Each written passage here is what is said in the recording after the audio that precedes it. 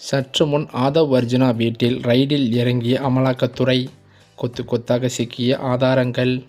அதிர்ச்சியில் தாவேகா. சமீபத்தில் நடந்த கரூர் சம்பவத்தில் நடைபெற்ற தமிழக வெற்றிக் கழக தலைவர் விஜயின் தேர்தல் பிரச்சார கூட்டத்தில் ஏற்பட்ட நெரிசலில் சிக்கி 41 பேர் பரிதாபமாக உயிரிழந்தது பேரதிர்ச்சியை ஏற்படுத்தி தமிழகத்தில் பரபரப்பாக பேசப்படுகிறது.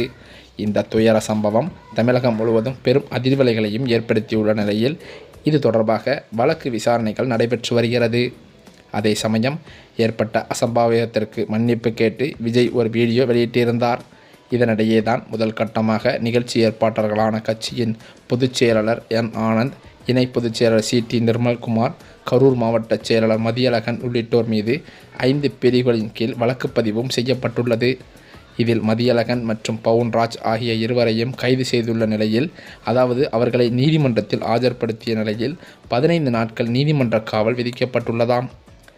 இந்த சூழ்நிலையிலோ நேற்றைய முன்தினம் இரவு தமிழக வெற்றிக் கழகம் தேர்தல் பிரச்சார பொதுச் செயலாளரான ஆதவ் அர்ஜுனா தன்னுடைய எக்ஸ் தள பக்கத்தில் வன்முறையை தூண்டும் வகையில் ஒரு பதிவை பதிவிட்டு பிறகு அதனை நீக்கினார்.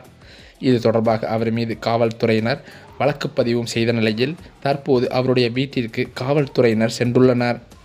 சென்னை போயஸ் கார்டனில் உள்ள ஆதவ் அர்ஜுனா அலுவலகத்திற்கு கரூர் காவல்துறையினர் வந்துள்ளதாக சொல்லப்படுகிறது. தொடர்ந்து அவரிடம் காவல்துறை விசாரணைக்கு தமிழக வெற்றிக் கழகம் தரப்பிலிருந்து எடுக்கப்பட்ட வீடியோ காட்சிகள் தேவை என்று கோரி கடிதம் கொடுத்திருப்பதாக முதல்கட்ட தகவல் வெளியாகியுள்ள நிலையில் விரைவில் ஆதவ் அர்ஜுனாவும் கைதாவார் என்றும் எதிர்பார்க்கப்படுகிறது. மேலும் அது மட்டுமில்லாமல் இவ்வாறு கட்சியினர் காவல்துறையின் எச்சரிக்கைகளை புறக்கணித்ததாகவும் நிகழ்ச்சியை தவறாக நிர்வகித்ததாகவும் கூறப்பட்டுள்ளது. எஃப்ஐஆரில் கூறப்பட்டுள்ளது இதுதான் என்றும் குற்றவாளிகளுக்கு எதிராக மரணத்தை ஏற்படுத்தும் அலட்சியம், மனித உயிர்களை ஆபத்தில் ஆழ்த்தும் செயல் உள்ளிட்ட ஐபிசி பிரிவுகள் பதிவு செய்யப்பட்டுள்ளதாகவும் சொல்லப்படுகிறது. இந்த சூழ்நிலையில்தான் போலீசார் தீவிர நடவடிக்கை எடுத்துள்ளனர். கரூர் மேற்கு மாவட்ட செயலாளரான மதியழகன் சென்னையில் கைது செய்யப்பட்டு கரூர் கொண்டு வரப்பட்டு விசாரிக்கப்பட்டிருக்கிறார். கரூர் தெற்கு நகர பொருளாளரான பவுன்ராஜும் கைது செய்யப்பட்டுள்ளதாகவும் சொல்லப்படுகிறது. இதனைத் தொடர்ந்துதான் சம்மன் அனுப்பியும் பதிலில்லாததால் மாநில பொதுச் செயலாளர் புஷி ஆனந்த் மற்றும் இணை பொதுச் செயலாளர் நிர்மல்குமாரை கைது செய்ய 3 தனிப்படைகள் அமைக்கப்பட்டுள்ளதாக காவல்துறை தரப்பில் தெரியப்பட்டுள்ளது. இவர்கள் தற்போது தப்பி ஓடியுள்ளதாக போலீஸ் வட்டாரங்களும் தெரிவிக்கின்றன.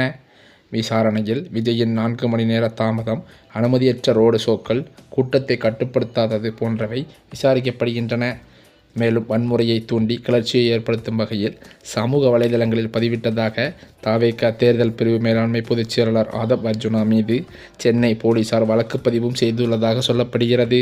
இந்த சூழ்நிலையில்தான் ஆதவ் அர்ஜுனா வீட்டில் அமலாக்கத்துறை ரைடில் இறங்கியதாக அதிர்ச்சி தகவல்கள் வெளியாகியுள்ளது. மேலும் அது மட்டுமில்லாமல் அவர் வீட்டில் கிடைத்த ஆதாரங்களால் அதிகாரிகளே அதிர்ச்சியில் ஆழ்ந்துள்ளதாகவும் சொல்லப்படுகிறது.